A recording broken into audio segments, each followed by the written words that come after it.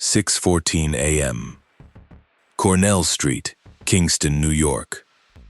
A plainclothes deputy US Marshal named Elias Varro stood in the gray pre-dawn light on a sidewalk that smelled of wet concrete and exhaust. Around him, 4 tactical vehicles had already pushed past the block. The main ice sweep was 2 streets over. The radio traffic was constant. Vehicle stops, IDs checked, a warrant served on a Wilbur Avenue address. The operation had been running since 4:45 a.m. This block, technically, had already been cleared. Varro was there on paperwork. A fugitive warrant addendum attached to the Homeland Security Task Force sweep, a name on a list, a rooming house at the end of the block that the warrant listed as a last known address. He had a copy of the building permit file in his jacket pocket. 5 units. Occupancy current. Fire inspection passed in September. Landlord on record. A property management LLC, registered in Albany. He looked up at the second-floor window. It had been painted over. From the inside, the paint was thick, uneven at the edges, the kind of layering you do quickly, with a roller, when you don't want anyone to see movement.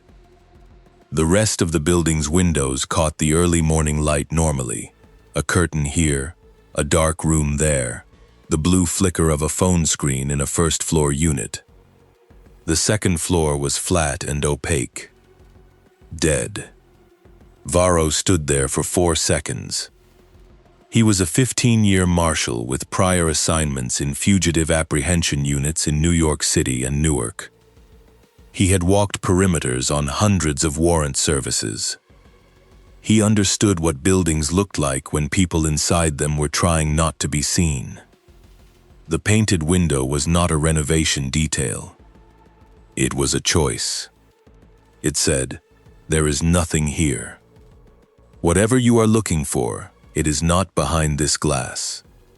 He did not radio it in immediately. He kept walking. Then he walked around to the alley side of the building. The alley was narrow, maybe 8 feet between the rooming house and the chain-link fence marking the neighboring property. The ground was wet gravel and broken asphalt. There had been rain on Sunday. It was Wednesday morning. The puddles were still there. Varro kept his sightline on the building's rear exterior wall. Trash bins. A single exterior light fixture with a broken bulb. A utility meter housing. And then, at the far right corner of the building's second-floor exterior wall, just below the soffit line, a bathroom exhaust vent. The plastic louvers were moving. He could see the faint pulse of them in the early light, a rhythmic flutter. At 6:14 a.m., on a floor the building permit listed as vacant. He keyed his radio.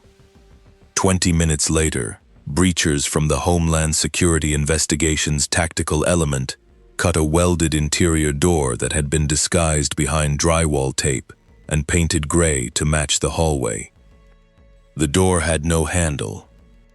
It had no frame gap. From the corridor side, it looked like a section of wall where a door used to be, repaired after a renovation. The building's fire code variance paperwork, filed in October, referenced that renovation exactly. Sealed second-floor unit. Non-structural. Temporary isolation, pending HVAC reconfiguration. The paperwork was perfect. The door came off at 6:34 a.m.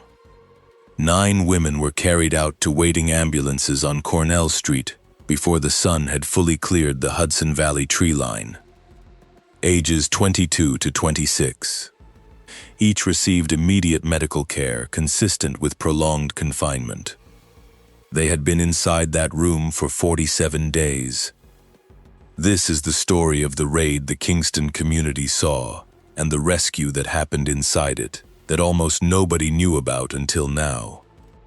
It is the story of a 4-month wiretap, a labor broker cell that turned rent receipts into a ledger of missing women, a Homeland Security Task Force that came to Kingston for one reason and found something else entirely, and one deputy US Marshal who trusted a warm exhaust vent over a clean building permit.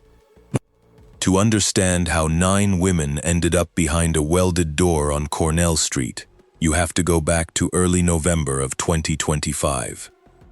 And you have to start not with the building and not with the raid, but with a single anomaly in a labor placement database that a Homeland Security investigations analyst named Petra Solano noticed on a Tuesday morning in a field office in White Plains, New York. Solano's unit had been running a wire since late October.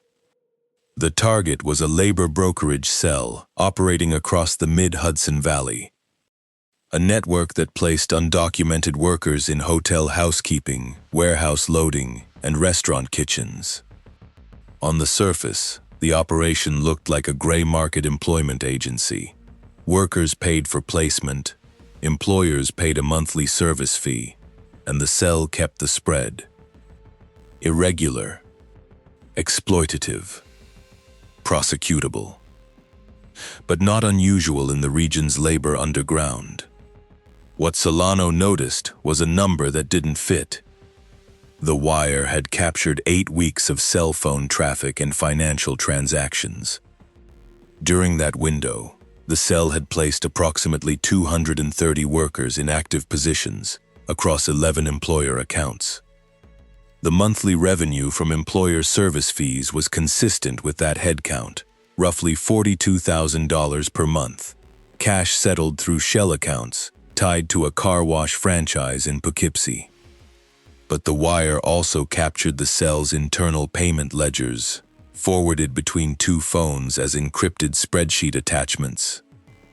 Those ledgers showed an additional revenue line, not employer fees, something labeled in Spanish as alojamiento fijo, fixed housing. The fixed housing revenue was $19,800 per month. Flat. Consistent every month. That number had a problem. The cell's worker placement roster turned over constantly. Workers moved in and out of the network as jobs opened and closed.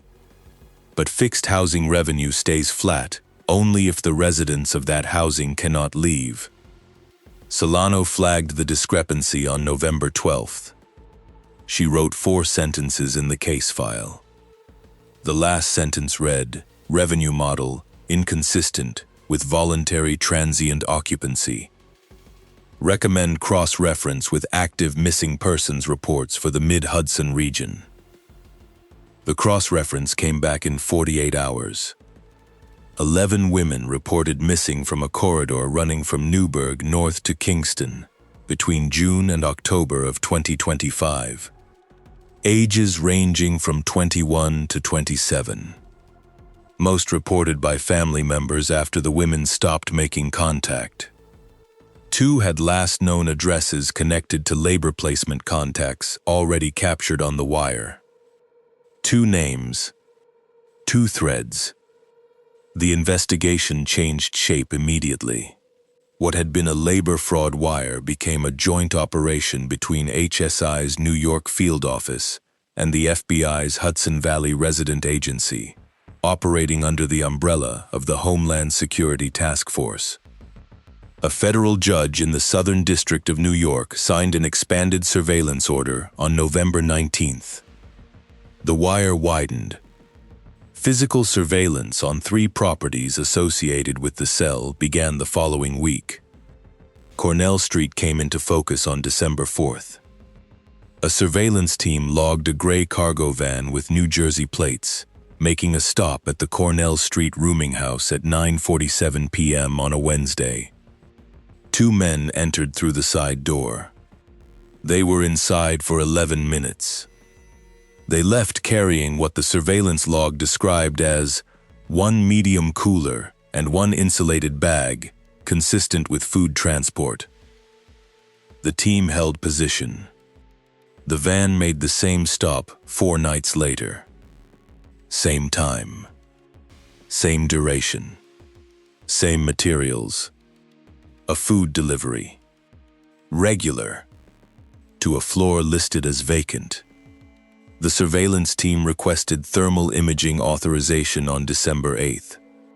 The warrant was approved 2 days later, and a thermal pass of the Cornell Street building on the night of December 11th showed a distinct heat signature on the second floor. Multiple overlapping warm signatures, consistent with human occupation. The second floor was not vacant. This is where the case became hard to work. And if you're reading the case file, this is the part that doesn't sit neatly. HSI and the FBI had enough to move in December. The thermal data, the financial anomaly, the 2 missing person links, the food delivery pattern, any of these threads, layered with the existing wire, would have supported a probable cause argument for a search warrant on the Cornell Street building. The investigators knew people were behind that painted window. They suspected what that meant. They waited. The decision to hold was made at the task force supervisor level and documented. The reasoning in the operational planning memo filed in late December was specific. Moving on Cornell Street alone would alert the broader cell network. There were 2 additional properties under thermal surveillance: a converted commercial unit in Rosendale and a rental property outside Ellenville that showed similar heat signatures. A single-site raid would collapse the wire, tip the cell operators, and potentially result in those additional sites being abandoned before agents could reach them. The strategic call was to wait for a coordinated takedown covering all 3 locations simultaneously. That coordinated window was projected for late February or early March of 2026. It slipped. The Rosendale property went cold in January. The heat signature disappeared over a 4-day period, suggesting the occupants had been moved. Surveillance on the Ellenville site was disrupted by equipment failure during a winter storm on January 23rd, a 6-hour gap in the thermal coverage. When the equipment was restored, the signature was still present, but weaker. The task force could not confirm the Ellenville site still held occupants. 3 months of surveillance, 2 anomalies, and the operational window kept moving. The women on Cornell Street had been inside that room since mid-June of 2025. By late February, they had been there for more than 8 months. The 47-day count that federal investigators would later confirm publicly referred specifically to the period after the welded door was installed, a containment measure the cell operators put in place in late June after an incident the wire captured only obliquely, in a single voice call, a male voice saying, in Spanish, "They tried the window." The welded door went up within 72 hours. The women had been sealed in before summer ended. Put yourself in the position of the task force supervisor. The strategic logic was sound on paper. Wait for a coordinated strike, protect the wire, hit all 3 sites. But the intelligence on the other 2 sites was degrading, and the Cornell Street location had been occupied for months. The calculation that held through December became harder to defend in January. By March, it was a documented pressure point in the case file. A supervising HSI agent in a later briefing described it as the hardest decision in the whole operation. They scheduled the coordinated strike for the week of March 17th, 2026. On March 14th, a new federal operation entered the picture and changed everything. ICE's New York region had been planning a multi-day enforcement sweep through the mid-Hudson Valley for weeks, targeting outstanding criminal immigration warrants across Ulster and Dutchess counties. The sweep was separate from the HSI task force operation. Different command chain, different target list, different authorization. It had been coordinated through the same federal building in White Plains, but the operational calendars had not been fully reconciled. When the ICE sweep was formally announced internally on March 15th, the HSI task force learned that the enforcement corridor ran directly through Kingston, including a Wilbur Avenue address, 2 blocks from Cornell Street. The ICE sweep was scheduled for July 30th. The task force had to decide, move up their own operation before the sweep, absorb their operation into the sweep, or hold their own timeline. Moving up independently meant the 3-site coordination was still incomplete. The Ellenville site's status remained uncertain. Absorbing the operation into the ICE sweep provided cover, additional tactical resources, and a coordinated logistical footprint. The sweep would draw personnel to the neighborhood. Under that cover, the task force could run their own entry on Cornell Street as a component operation. The merged plan was approved on July 21, 2026. The ICE sweep and the HSI task force operation were coordinated under a unified command structure. The cell operators had no indication the enforcement was anything other than a standard immigration sweep. The merged operation launched at 4:45 a.m. on July 30th. In the weeks between the decision to merge with the ICE sweep and the launch, the task force conducted 3 final surveillance passes on the Cornell Street building. They needed to verify the second-floor signatures were still present, that the food delivery pattern had not changed, that the building's exterior had not been altered in any way suggesting the cell had been tipped. All 3 passes confirmed what the December thermal data had shown. The signatures were there. The cooler and the insulated bag arrived on schedule. On one of those final passes, the physical surveillance team logged something additional. At 11:22 p.m., a single light appeared briefly behind the painted second-floor window. Not a lamp. A narrow beam. A flashlight or a phone screen, moving in a slow arc across the interior side of the painted glass. It lasted approximately 4 seconds. Then it was gone. The surveillance log entry reads, "Brief light source observed, second floor front, consistent with handheld device. Duration, 4 seconds. Extinguished. No other activity." The team lead noted it. It was filed. It did not change the operational timeline. Someone on that floor had been near the window. In the dark, at 11:22 p.m., someone had been standing close enough to the painted glass that a phone screen or a flashlight had thrown light against it and, for 4 seconds, had been visible from the street. The merged operation launched at 4:45 a.m. on July 30th. Here is something that doesn't appear in any of the public reporting. On the Kingston sweep, the Cornell Street component of that operation almost didn't happen. The task force's primary entry team was assigned to the cell's main operating address, a commercial property on Broadway in Kingston that served as the network's administrative node.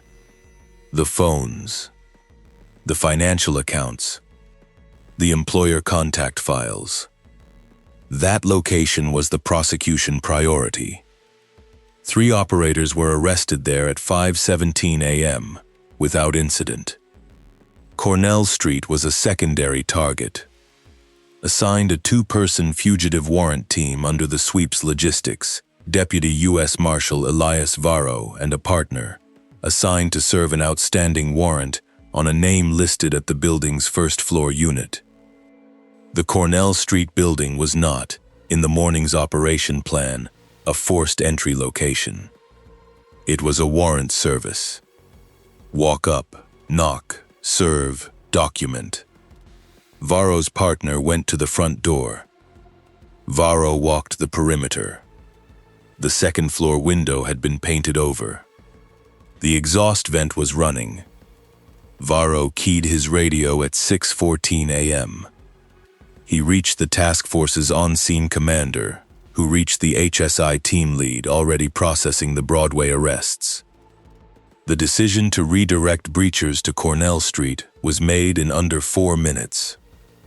The task force lead authorized it at 6:18 a.m. The breachers arrived at 6:26 a.m. The welded door came off at 6:34 a.m. What they found on the other side is documented in federal case materials now under seal, but elements of the scene are captured in the operational after-action report filed with the Southern District Court. The room was approximately 900 square feet. The windows, 2 on the front, 1 on the side, had all been painted over, and 1 had been additionally sealed with a commercial weather strip compound applied from the inside. There was no functioning interior lock or handle. The ventilation was the single bathroom exhaust fan running continuously. 9 women. Medical teams documented their conditions at the scene and at Kingston Hospital, where all 9 were transported. Each received immediate care. The documentation uses the phrase, consistent with prolonged confinement, across all 9 intake assessments. The after-action report describes the room's interior. The floor space held 9 sleeping pallets arranged in 2 rows, a single folding table, 2 plastic storage totes that, when opened by agents, contained personal documents, identification cards, a nursing school certificate, a folded photograph of a wedding venue, the kind of objects people carry when they believe a move is temporary. The kind of objects you hold on to when you need to believe you are going back somewhere. The folded photograph was logged as evidence and later returned. Among the 9, a young woman from Poughkeepsie who had completed a nursing program at a county college the previous spring and had been reported missing by her mother in late June. A woman from Newburgh whose sister had filed a missing person report in July.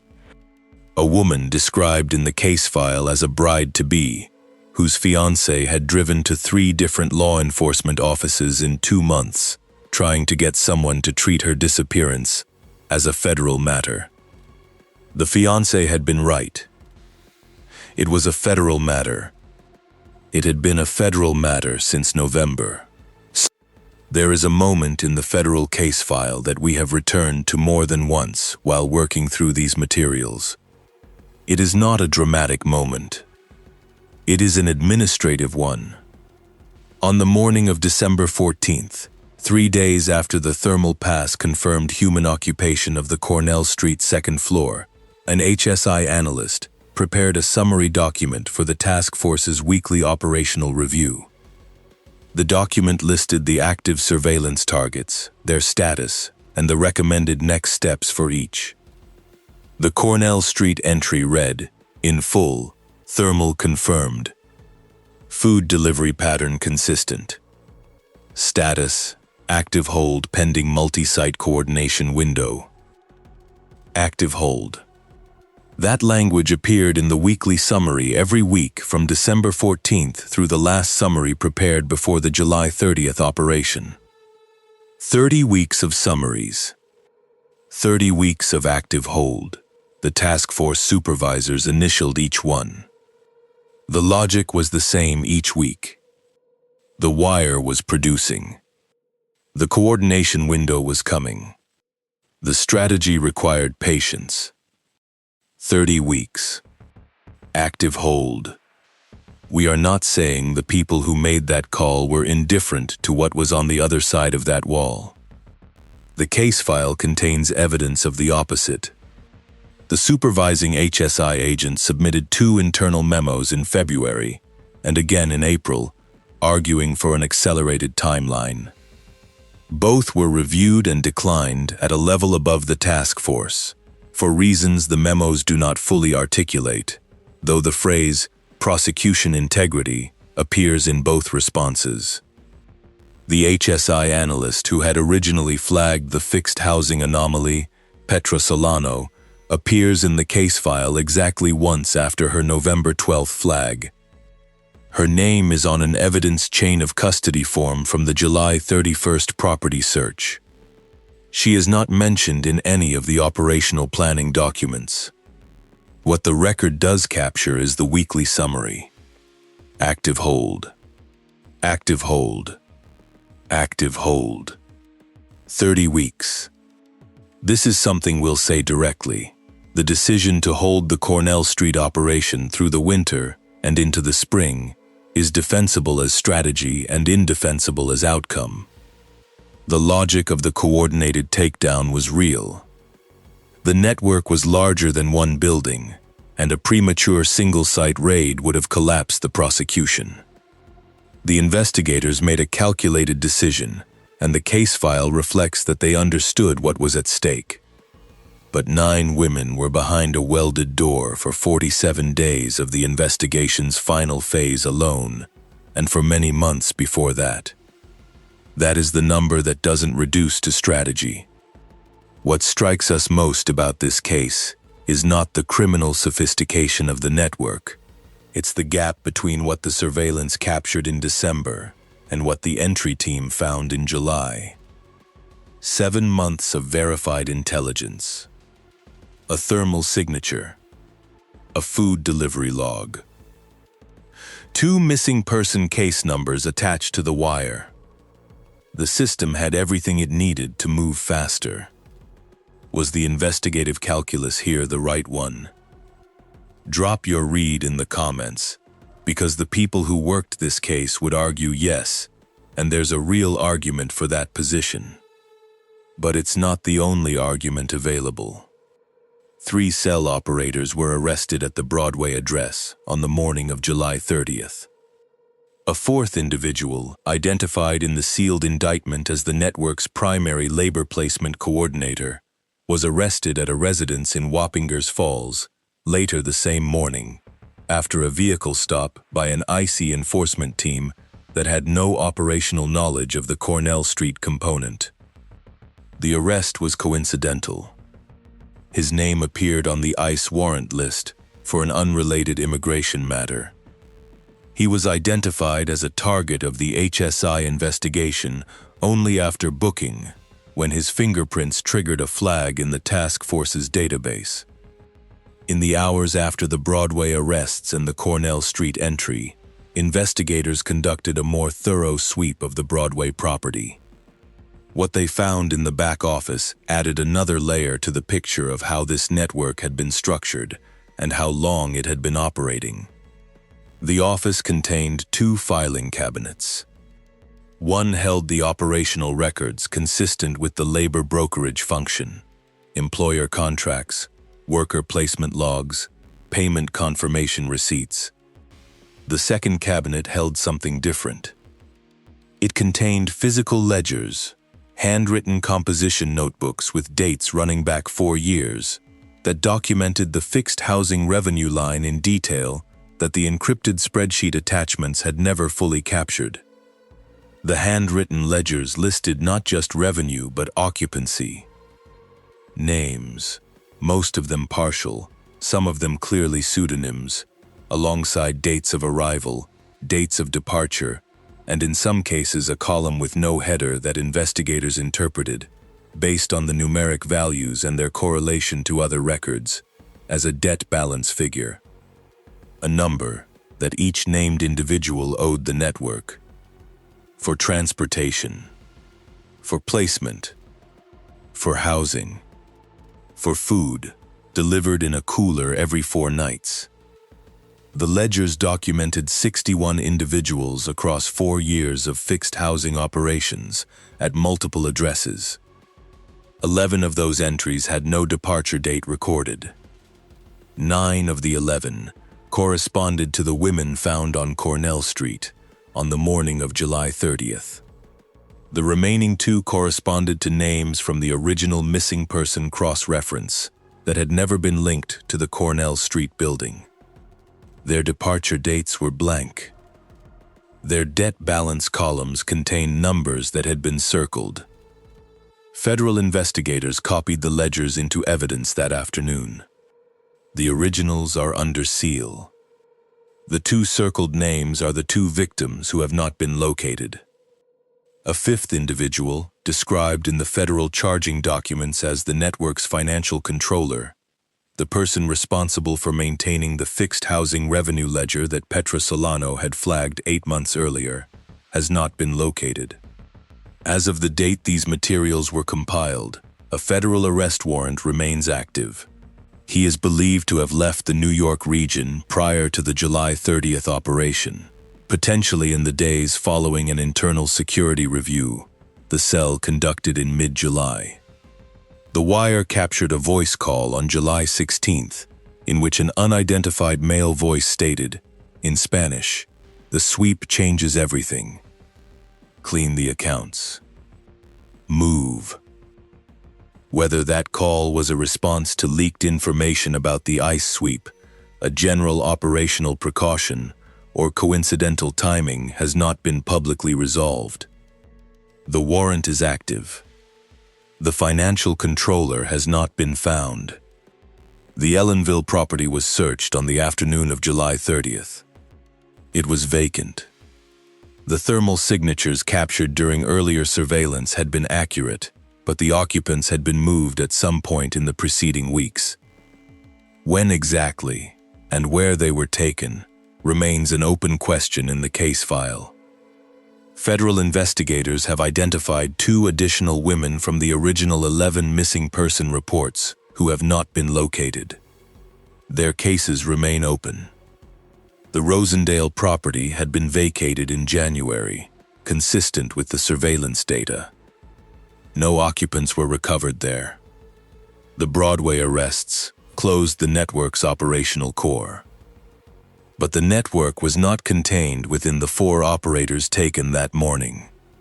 The HSI Wire, in its 4 months of coverage, had captured contact between the Kingston cell and 2 external nodes, one in the greater Hartford, Connecticut area and one in northern New Jersey, that appeared to operate parallel labor brokerage and fixed housing schemes under separate management. Both nodes had been flagged for referral to the relevant field offices, but had not been the subject of active investigation at the time of the July 30th operation. Those referrals are now active cases. As of the publication of these materials, no arrests have been made in connection with either node. The car wash franchise in Poughkeepsie, the financial relay point for the cell's employer service fee revenue, was served with a federal civil asset forfeiture action on August 1st, 2026. The business itself has not been charged criminally, and its listed ownership has denied knowledge of the shell account activity routed through its accounts. That denial is the subject of an ongoing federal inquiry. The employer accounts, 11 hotel, warehouse, and restaurant operators who paid monthly service fees to the cell, received federal notice letters on July 31st. None have been charged. Federal investigators have characterized their role as ranging from knowing participants to unwitting contractors. That characterization remains provisional. In the days following the July 30th operation, agents from the task force conducted structured interviews with the 9 women recovered from Cornell Street. The interviews were conducted with victim services coordinators present, in multiple languages, at a location separate from the hospital. The case file contains summaries of those interviews, not transcripts, not recordings, summaries, and most of what they contain remains under seal as part of the prosecution record. But the unsealed portions of the after-action report reference several consistent elements across the 9 accounts. All 9 women described arriving in the mid-Hudson Valley region in response to what they believed was a legitimate employment offer. Hotel work, in most accounts. One described an offer for a food service position at a conference center. The recruitment contact in every case was either a person they knew personally or a person referred to them through someone they trusted. None of the 9 described the initial contact as coercive. The transition to the Cornell Street building, the moment at which what had been a labor arrangement became something else, occurred in different ways for different individuals. For some, it was gradual. For others, the case file describes it as sudden. The specific circumstances remain part of the sealed prosecution record. What the summaries do capture is the fact that all 9 women maintained awareness of the ongoing law enforcement activity in the neighborhood on the morning of July 30th. They heard the radio traffic. They heard vehicle movement. They knew something was happening outside. Several of them had moved to the front of the room, near the painted windows, before the breachers reached the welded door. Someone near that window had held a light against the glass 4 seconds worth of visible hope on a surveillance log that was filed and noted and did not change the operational timeline. By July 30th, that same determination to be seen was still present. 9 women moved toward painted windows when they heard the sound of something finally coming. There's one detail in this case that stayed with us: the fire code variance filing. The paperwork that disguised the welded door as a renovation repair, the HVAC reconfiguration story, the sealed unit language, the October submission date, was professionally prepared. It was filed through a licensed building code consultant in Albany. The consultant's name appears in the case materials as a subject of inquiry. The filing passed 2 municipal reviews without triggering any inspection. The permit system, in other words, functioned exactly as it was designed to function, and it functioned as cover. The building on Cornell Street passed its September fire inspection. The October variance was approved in November. The thermal imaging that federal agents captured in December showed multiple human signatures on a floor the city of Kingston believed to be vacant and under code-approved renovation. Those are 3 different systems: fire safety, building permits, federal surveillance, that operated independently and produced incompatible conclusions. The fire inspector saw a passing building. The permit office saw an approved renovation. The thermal camera saw people. Only one of those systems was looking. The 9 women recovered on the morning of July 30th were transported to Kingston Hospital. The case file does not describe their conditions in detail beyond the clinical intake language. Their names do not appear in any public document. All 9 were transferred to the custody of appropriate victim services coordinators working with the task force. All 9 had been reported missing. All 9 had families waiting.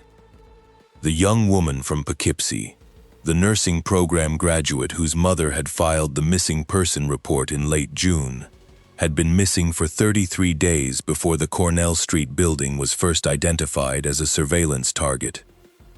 She had been missing for more than 13 months by the time the door came off. Her mother had called the Poughkeepsie Police Department 11 times. The system found her through a warm exhaust vent at 6:14 a.m. on a Wednesday morning, because a plainclothes deputy US Marshal was walking a perimeter that, technically, had already been cleared. 4 arrests. A 5th suspect at large. 2 victims still unaccounted for. 2 active federal referrals in Connecticut and New Jersey. A building code consultant under inquiry. 11 employer accounts under review. A financial controller who heard a phone call on July 16th and was gone before the sweep hit. The Cornell Street cell is dismantled. The labor brokerage network it was part of has not been fully mapped. The infrastructure that made it possible, the permit system, the shell accounts, the employer relationships, the parallel nodes in Hartford and New Jersey, predates this investigation and, in most of its components, continues to exist. The demand that created the Cornell Street building. The financial logic that made the fixed housing revenue model worth running.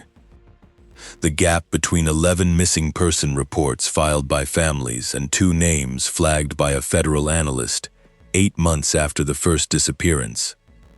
None of that is contained in the sealed indictment. The welded door is off its frame. The room is empty. The warrant for the financial controller is active in the federal system, generating alerts at checkpoints and border crossings across the eastern United States. He has not been